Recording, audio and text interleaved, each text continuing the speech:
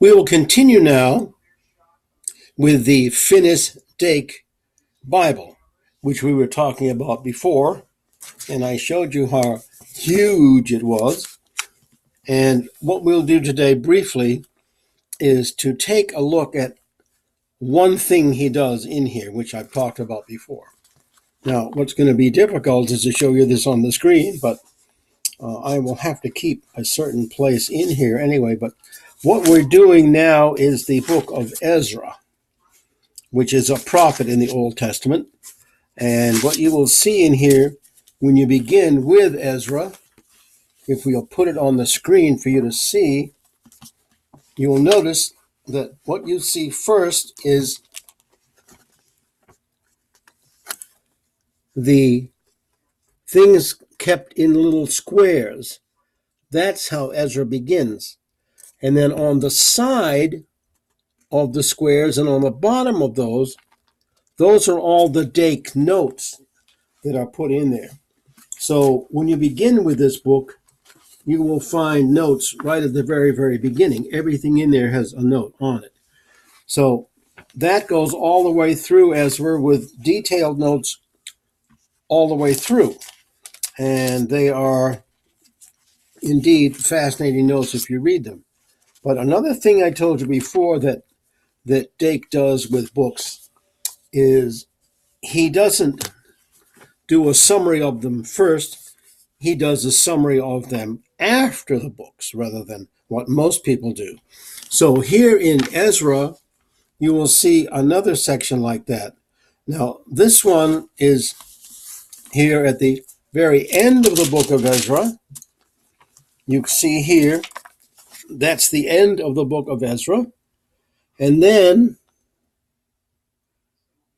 you see that he begins to talk about Ezra right there.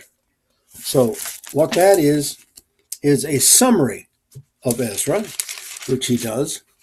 And he goes through that, and then he tells about its authorship, when it was written, and its purpose. Then what he does next, he says, Ezra notes continued.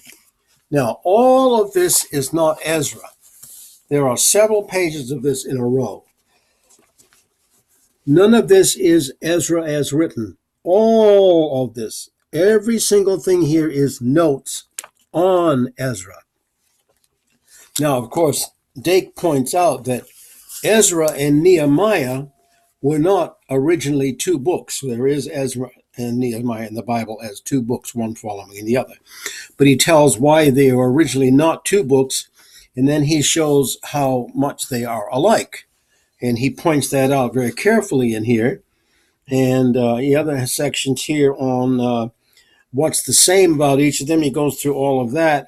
And then he goes through the kings of Persia who are involved in this. He gives a list of all the kings, who they were, and what they did. And then he did the Jews and Israel with the same people. That's the names used. And he goes through all of that. A huge section. Now then, and this is interesting, he says, Bible introduction. Now this is very interesting. I might have to continue this next time.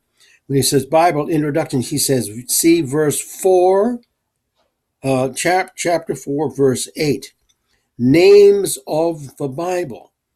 Now this is interesting because when he talks about the names of the Bible, he tells you that the Bible in English is not what it really means. It means biblica, the books, and so on. And the Greek word means this and all that, and he shows you scripture where you can find it, and how the Bible was given, the language of the Bible, the divisions of the Bible, what the Bible is not, what the Bible is. Then he goes on to the next page. The format of the Old Testament canon, the format of the New Testament canon, the apocryphal books, the inspiration of the Bible as revelation, and then the proofs of the Bible as genuine and authoritative, and then in case many, many things. Plus, then he goes on to all of the versions of the Bible, all of the ancient material. He has all the ancient material they used to find out what the Bible was, and all the Bible translations there were, and who did them. And so how we got the English Bible. Then he goes through the Bible chronology and statistics. And another one thing he does here in the back is quite amazing. He goes through everything in the Bible, which books have the shortest verses, the longest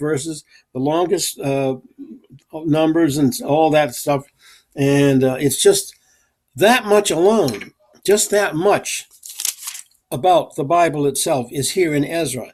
Now, he has many more things about the Bible all